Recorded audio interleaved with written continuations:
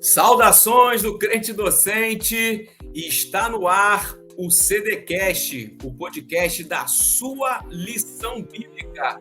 Eu sou o pastor Giovanni Fernandes e tenho o prazer de estar aqui com vocês para mais uma aula muito importante para o teu trimestre. A gente está estudando a revista Lições da Palavra de Deus da editora Central Gospel, tratando sobre a temática Pilares da Teologia Prática. Muitas lições que já têm abençoado nossas vidas, e daqui a pouco eu vou chamar nosso professor, convidado especial, para ministrar essa lição de número 5, que trata sobre a exegese bíblica. Tem alguns nomes aí técnicos e complicados, mas você vai ver que isso tem a ver tudo com teologia prática. As tuas ações, a maneira de você otimizar a tua vida cristã através dessas matérias importantes que abençoam a tua vida espiritual também.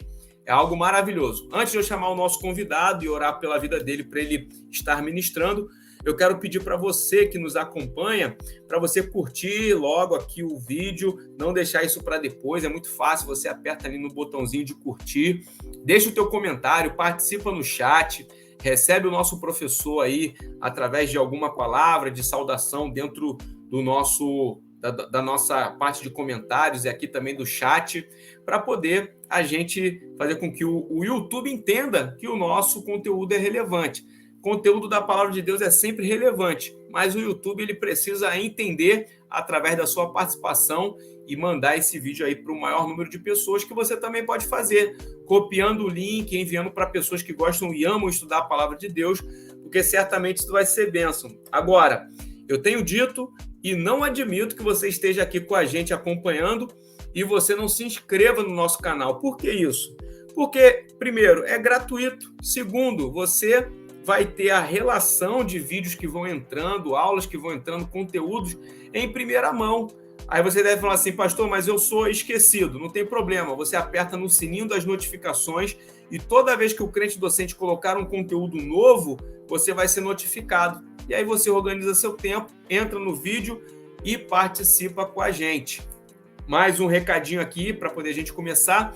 Aqui na descrição tem um link para você adquirir um material exclusivo sobre teologia prática, num valor simbólico de R$ 29,90, porque são muitos conteúdos, é mais de 5 horas de conteúdo entre palestras, análises didáticas e pedagógicas de todas as lições da revista, semana após semana. Então, se você quer uma dica para como você vai ministrar essa lição, você quer uma análise dessa lição sobre uma ótica mais didática, sobre como que você vai preparar o teu plano de aula, é só você vir aqui acompanhar esse e outros materiais exclusivos sobre teologia prática, para você se preparar para o trimestre, mas você se preparar para a tua vida. Você que é professor, você que estuda, você que faz devocional com essa revista, você que ensina outras pessoas, é um caminho muito oportuno para você. Tá ok? Então agora a gente vai chamar o nosso convidado. Aqui você vai recebê-lo. Eu digo para você receber aqui na internet alguém, é só você participar no chat, participar nos comentários, deixar o teu comentário e contribuir com o nosso professor. Então, sem mais delongas, eu quero chamar para estar aqui com a gente. Você recebe o nosso professor, pastor Eliseu Fernandes. Seja bem-vindo, pastor Eliseu. A paz de Cristo, obrigado a todos que assistem, todos que participam conosco, e estamos ansiosos para a ministração dessa lição, que é um tema interessantíssimo e dos mais difíceis da teologia, tanto acadêmica quanto pastoral ou prática, porque de uma forma ou de outra é um dos passos para uma boa apresentação de aula ou até mesmo uma pregação.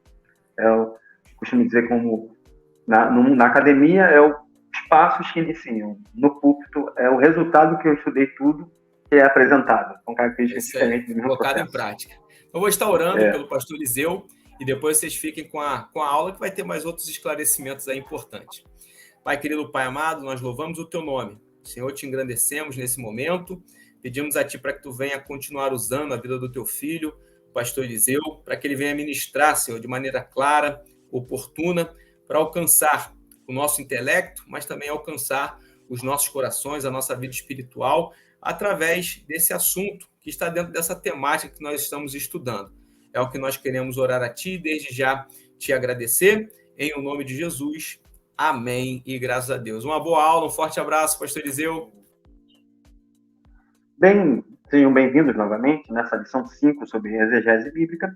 Alguns pontos precisam, então, serem analisados e colocados em pauta antes de fazer uma introdução na própria lição em si. Primeiro ponto, a exegese, ela difere da hermenêutica pelo fato da exegese fazer a interpretação a partir das línguas bíblicas, ou seja, línguas originais, grego e hebraico. Então, a partir disso, tendo a tradução, se faz a análise através de metodologias. Então, você tem inúmeros métodos: análise retórica, análise narrativa, método histórico-crítico, dentre outros métodos, que seguem os passos para trazer em si um resultado do texto. Em consequência disso, o que nós podemos aprender é que o texto em si, ele vai nos facilitar a partir daquilo que extraímos dele. Então, a exegese é a extração do texto daquilo que podemos entender como verdade original, a qual o escritor passou para o seu público inicial. Segundo, a hermenêutica, ela também é uma matéria, no entanto, ela precisa não só de métodos, que muitas vezes ela vai trabalhar abordagens. E a abordagem seria uma lente. Isso o que eu posso dizer. A lente da abordagem pode ser uma abordagem feminista, uma abordagem ecológica, uma abordagem pastoral, que visa trazer a resposta do texto a partir daquele ponto de vista, daquele pressuposto que já se lê o texto dessa forma. Então, são as grandes diferenças entre a exegese e a teologia bíblica. Bem, dentro da palavra introdutória, o que é exegese, como já foi falado? Além de tudo que foi dito, ela é a tarefa inicial de qualquer pregador, qualquer professor, de qualquer palestrante, de fazer uma análise a partir que o texto oferece para extrair desse texto verdades espirituais, doutrinas ou princípios bíblicos para a vida do cristão como um todo. Nisto, como foi falado, a etimologia da exegese significa simplesmente extrair do texto. Então, a hermenêutica é interpretar, mas também a partir de pressupostos. A exegese é interpretar a partir do que o próprio texto fala. Isto não se podemos falar quando o texto faz em si o seu silêncio. Então, a tarefa é difícil pelo fato de você ter que pesquisar, você ter que usar metodologias para poder chegar à conclusão dentro dos métodos. Anteriormente, eu falei do método histórico-crítico, mas também pela Reforma Protestante, nós encontramos o método histórico-gramatical. O texto escrito de sua forma literal. Lembrando que um texto literal não significa literalista, como fundamentos também não significa fundamentalismo. São questões opostas e distintas, ou seja, uma forma escura de tratar aquele ponto. Então, literalismo é perigoso, você está levando ao pé da letra alguma coisa que pode estar numa linguagem simbólica, e isto pode conduzir a um erro de interpretação. E gera, consequentemente nisso, as próprias dúvidas e heresias que advêm dessa má interpretação. Nosso primeiro ponto é a árdua tarefa da interpretação. Você tem uma longa história de interpretação bíblica. É claro que não podemos jogar fora essa história de interpretação, mas são formas de interpretação que, durante a história, foram surgindo, de facilitar. Temos, então, a escola histórica e a escola alegórica. Então, você tem Alexandria com a escola alegórica, e também você tem Antioquia da Síria, que é da igreja onde Paulo esteve, uma escola mais histórica, ou seja, abordagem histórica do texto. E lá no Egito, no caso de Alexandria, nós temos uma abordagem alegórica. Se faz uma alegoria do texto. Apesar de ser um fato histórico, se pega o texto e faz uma alegoria na sua apresentação para tirar pontos do que está escrito. Por exemplo, na passagem do Bom Samaritano, uma interpretação histórica, é que você tem ali uma parábola onde o cerne dela, no seu personagem, é um homem que é socialmente excluído ou socialmente rejeitado. O samaritano é aquele que põe sua vida em risco em favor do desconhecido que está desacordado e cuida dele, leva-o para a hospedagem, paga todo o seu tratamento, sem sequer receber um muito obrigado daquele que estava moribundo, mas que ele se comove e ajuda. Ao oposto do sacerdote, do levita, que estão descendo de Jerusalém para Jericó, ou seja, já exerceram o seu sacerdócio, já exerceram o seu liderato, ou seja, suas funções levíticas, melhor dizendo, e não tem risco mais de contaminação, porque vocês estão subindo a Jerusalém, eles podem se contaminar de forma ritual, então impediria eles de exercer aquela função naquele momento. No entanto, como descem, implica que não quiseram ajudar porque foi uma escolha deles. Isso seria a interpretação histórica da parábola. Já uma interpretação alegórica seria o samaritano diabo, o homem semi-morto Adão, Jesus é o samaritano e o jumento é a igreja. Então, foi uma interpretação que aconteceu durante a história da igreja para aquele texto ali, somente no período da patrística. É claro, foi uma interpretação alegórica, tentando aplicar todos os elementos dentro da parábola. Lembrando que a parábola não necessita ter todas as partes sendo aplicadas, porque ela tem uma fluidez de um todo para um propósito, diferente da alegoria. A alegoria, cada parte tem um significado, a parábola, todas as partes em conjunto trazem um só significado. Então você percebe aí, durante a história da interpretação bíblica, uma interpretação alegórica que não foi muito feliz, mas foi muito usada durante o período patrístico, ali do segundo século em diante, até na Idade Média, como uma das possibilidades de interpretação. É claro que foram surgindo outras formas de interpretação bíblica, tal qual a literal sempre sobreviveu de uma maneira, a interpretação moral, qual princípio moral está por detrás desse texto, usando o mesmo exemplo dado anteriormente, na parábola do samaritano, qual princípio moral? O princípio moral da religião judaica, sacerdotes e levitas, sendo indiferentes às necessidades da natureza humana. O princípio moral está na ajuda e na compaixão e amor ao próximo, sem mesmo receber algum benefício por fato de ajudar. Então você tem a interpretação literal e a interpretação moral. A interpretação alegórica também surgiu durante a história, já foi falada no exemplo, mas podemos também, de outra forma, dar um outro exemplo, onde Jesus diz, Mateus 10:14, que não veio trazer a paz, mas a espada. Ele está dizendo que veio trazer a dissensão entre a família, a dissensão com aqueles que o seguem, para a própria perseguição contra o cristianismo, que estava prestes a acontecer, de dias, como foi visto logo em 33, nessas grandes perseguições na própria Palestina, e também você tem a perseguição durante o Império Romano com Nero, como uma das grandes perseguições. Mas ele não está dizendo que veio trazer a espada literal. Se pegarmos João 18, Pedro tem uma espada literal. Se pegarmos Mateus 26, ele tem uma espada literal que corta a orelha de Malco. Então, seria Pedro, ou melhor, teria Pedro interpretado literalmente o que Jesus disse? Então, é um erro de interpretação, porque ali era uma interpretação alegórica. Também a interpretação anagógica, ou, em outras palavras, uma interpretação espiritual do texto. Ao princípio espiritual, podemos encontrar, além do princípio moral, o princípio espiritual, que Cristo, ele resgata todos. É claro que, em princípio, Jesus não veio para os gentios, isso é muito claro em Mateus. Tem de, primeiramente, resolver as pesquisas da casa de Israel, por 2 vezes ele cita isso, e também, depois, ele vai falar isso a partir do Evangelho de João, que veio para os seus, mas os seus o rejeitaram. Então, tendo isso em vista, depois que Cristo ressuscita, a missão da igreja é ir aos gentios.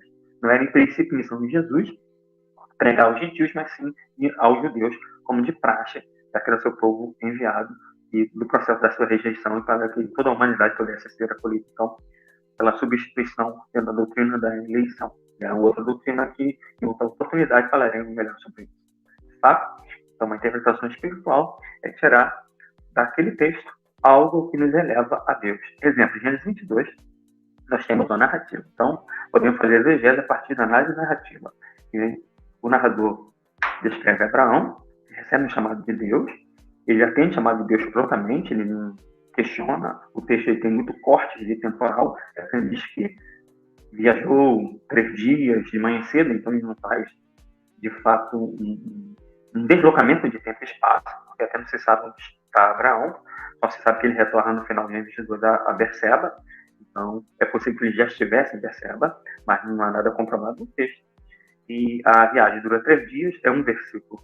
Já subiu o Monte Moriá, você tem basicamente toda a narrativa para subir. Então, tudo sobe ali. Você tem um carneiro que sobe, Abraão que sobe, Isaac que sobe. Isaac é subido, né?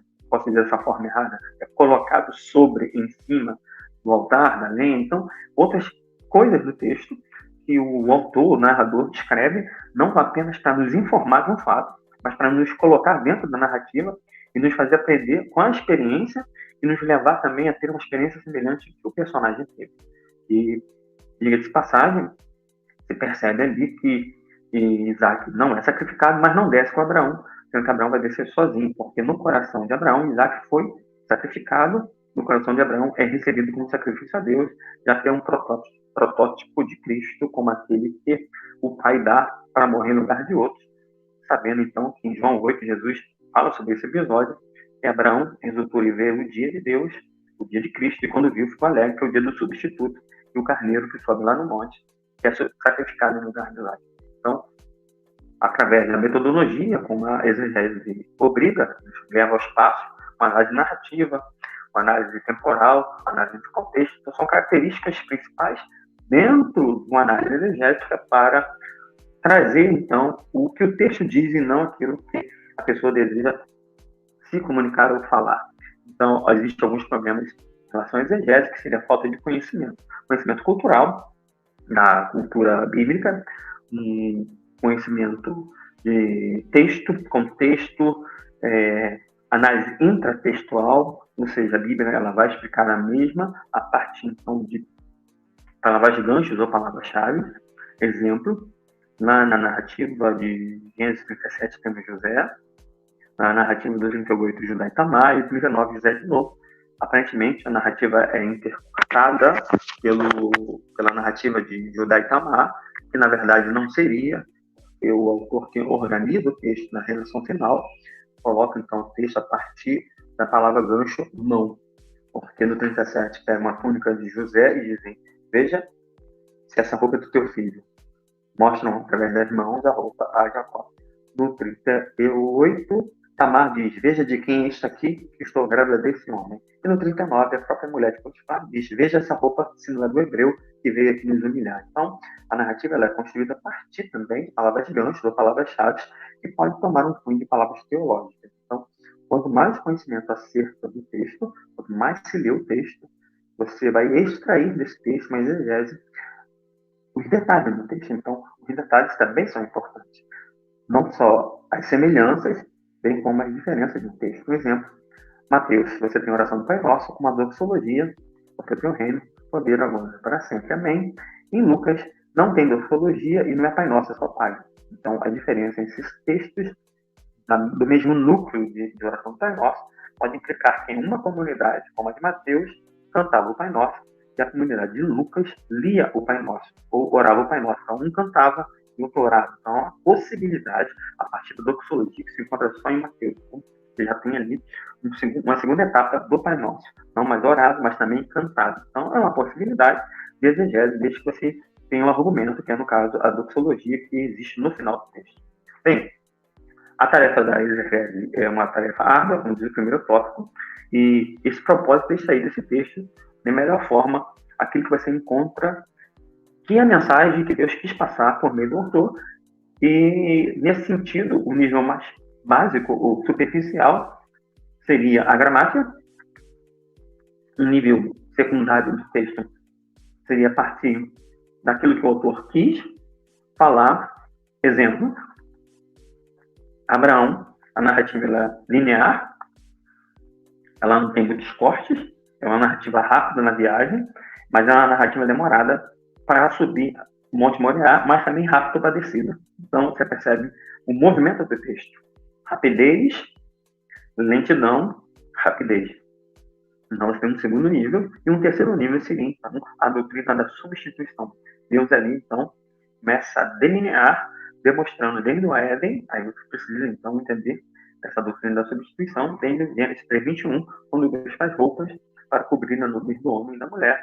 Então, a doutrina da substituição vem sendo construída ao longo da história sagrada, até que a revelação, ela, então, se culmine na pessoa de Jesus Cristo como chave hermenêutica e chave exegética da interpretação bíblica de todas as partes que compõem, então, as Escrituras. No segundo tópico, o autor vai falar das regras de interpretação, e nessas regras de interpretação, ele vai dizer que a Escritura interpreta a si mesma.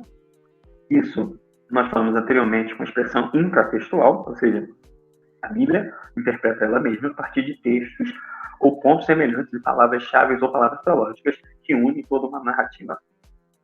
Também, como tarefa das regras da exegese e da interpretação, você pode perceber que a Bíblia tem que ser interpretada no seu próprio contexto. Então, interpretar Gênesis 22 é necessário interpretar dentro do contexto patriarcal e não dentro de outro contexto. Então, isso nos mostra que existe toda uma narrativa por detrás, construindo. E aqui em Gênesis 22 culmina com o pedido de Isaac, e está ligado, então, a Gênesis 14. Abraão vai salvar Ló, que considera filho, mas não é. E Gênesis 16, Gênesis 15, perdão, Abraão oferece Eliezer por Damasceno para ser filho, mas não é. E 16, Isaac nasce, perdão, Ismael nasce, mas também não é filho. Então você tem uma narrativa que é a ausência de filho que se completa, então, com essa ausência de filho, através do filho Ismael, que não é o da promessa, depois do filho Isaac da promessa, e depois Deus pedindo o fim da promessa para fazer um desfecho da narrativa, como Deus prometeu, e Deus cumpriria, ajudaria, manteria a promessa, independente daquilo que pudesse acontecer na vida de Abraão. Então, percebemos aí uma estrutura narrativa bem ordenada. Então, o seu contexto de Gênesis 22, está ligado ao 21, que é a expulsão de Ismael e o desmame de Isaac. E aí, então, posteriormente, nós temos a morte de Sara, como contexto posterior próximo, e o casamento de Isaac, no capítulo 24. Então, você percebe que existe um contexto anterior próximo, um contexto posterior próximo, que é necessário ser entendido para fazer uma boa interpretação, uma boa exegese, então, desse texto que você está escolhendo, essa passagem que você escolhe. Para fazer, então, esse contexto anterior e posterior, eu aconselho vocês a aprenderem a fazer a divisão do livro. Então, livro, sessões, capítulos, passagens, versículos, palavras, frases e palavras. Então, 7 formas de estruturar o livro, da menor à maior forma, vice-versa. Palavra, frases, passagens, capítulos, sessões, livros, e aí você vai organizando dessa forma que você pode melhorar e organizar essa divisão e subdivisão, encontrando, então, os seus contextos anteriores e posteriores, para poder fazer uma boa localização textual, já que você delimita o seu texto e, da mesma forma, explica por que está acontecendo aquele fato pelo contexto anterior e o que aquele fato resulta a partir disso no contexto posterior, como foi ensinado do 14 ao 21, que eu falei sobre a questão da ausência de filho, e depois do 23 em diante, aí você tem o ciclo de Isaac surgindo já, e modificação da narrativa, já que Abraão morre também ali, por esse caminho do caminho no 25. Também você tem essa passagem, essa mudança de personagens ali, essa transição de personagens. O nosso terceiro tópico fala de orientações exegéticas, que está linkado. É perceptível que a prática de exegese, ela é necessária que tudo que foi falado antes, análise, a síntese, a sintetizar o texto, analisar o texto, de todas as formas, com todas as atenções, fazendo sempre perguntas ao texto, quem, quando, onde, porquê, quem fala, a quem fala, o que é falado, qual o conteúdo na mensagem falada. Então, essas análises nos ajudam, então, a extrair o texto da melhor forma possível, aquilo que o texto vai trazer como subsídio teológico, moral, prático para a nossa vida hoje. Claro, cada texto tem algo que peculiar, isso, então, implica em conhecimento de gêneros narrativos, os gêneros, de forma geral, apenas narrativos. Então, você tem narrativa, você tem parábola, você tem poesia, você tem escatologia, que refere um pouco de apocalíptica, porque a apocalíptica tem anjos, a escatologia não necessariamente tem anjos, a apocalíptica tem que ter Messias, e a escatologia não necessariamente tem que ter Messias, mas só uma ideia de fim. Para dar um exemplo, Jeremias 31, 31 e 33 tem ideia de fim, mas não tem Messias. Deus está agindo e trabalhando ali na implantação da lei na mente e nos corações de todas as pessoas, para que o conhecimento de Deus seja então universal. Chegamos, enfim, à nossa conclusão, a partir de todos esses estágios de análise exegética, e para uma fiel interpretação bíblica, temos que evitar então os vícios, colocar voz no texto quando ele faz silêncio, e a partir disso, todas as pessoas com sua liberdade de expressão e pensamento podem fazer a sua exegese, desde que respeite os métodos que existem dentro que você vai estudar no seminário teológico, toda a metodologia, desde que você respeite os métodos. E é claro, se você não usa métodos, você usar abordagens, você faz hermenêutica e não exegese. Então, salientando essa diferença, já que o autor não coloca um texto bíblico propriamente dito na lição, é uma lição mais técnica, ele cita algumas referências bíblicas, mas não necessariamente ele trabalha um texto bíblico direto, com exceção de colocar um texto de prática como Timóteo, que ele coloca no início da lição, só para ter uma base de leitura, mas propriamente dito ele não tira nenhum tópico daqui, como seria de prática. O texto básico seria o texto a partir daí você tira o tópico, e o texto áureo, da onde você tem o cerne da lição, do pensamento, onde vai guiar toda a lição. Só diz que ama a lei, ou seja, se você realmente ama a lei do Senhor, você precisa estudar a palavra de Deus de forma correta, fazer a sua correta interpretação, sem fazer exegese, sem colocar nada no texto, mas fazer exegese, tirar do texto aquilo que está lá para crescimento. Porque toda exegese, no final da história, vai trazer 3 coisas: confronto, conforto e comissionamento. Deus nos confronta, Deus nos conforta e Deus nos comissiona a fazer alguma coisa ou desempenhar alguma função no reino. Dito isto, a gente perceber que a liberdade que interpreta a Bíblia deve permanecer dentro dos limites estabelecidos pela própria palavra de Deus, tendo o próprio texto como a fonte de onde ele tira aquele princípio, preceito ou doutrina bíblica, para que não haja também uma interpretação equivocada e, em consequência disso, uma heresia. Deus te abençoe. Até a próxima.